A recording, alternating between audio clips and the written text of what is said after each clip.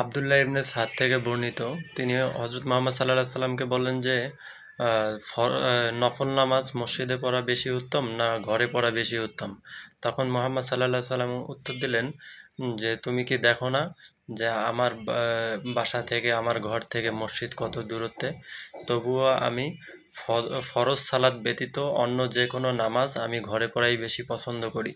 হযরত মুহাম্মদ সাল্লাল্লাহু আলাইহি সাল্লামের এই উত্তরে বোঝা যায় যে আ ইয়া ফরজ সালাত এটা জামাতের সহিত পড়া উত্তম মসজিদে গিয়ে। আর সুন্নত এবং নফল যে সালাতটা আছে, এই সালাতগুলো আমরা যত পারি আমরা বাসায় পড়ব।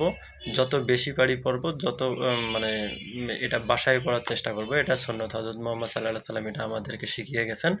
তার কথা অনুযায়ী আমরা এইভাবে নামাজগুলো পড়ব। সুন্নত এবং নফল নামাজগুলো আমরা ঘরে বসে পড়ব। আর ফরজ যে সালাতটা এটা সবসময় জামাতের সহিতই মসজিদে পড়ব।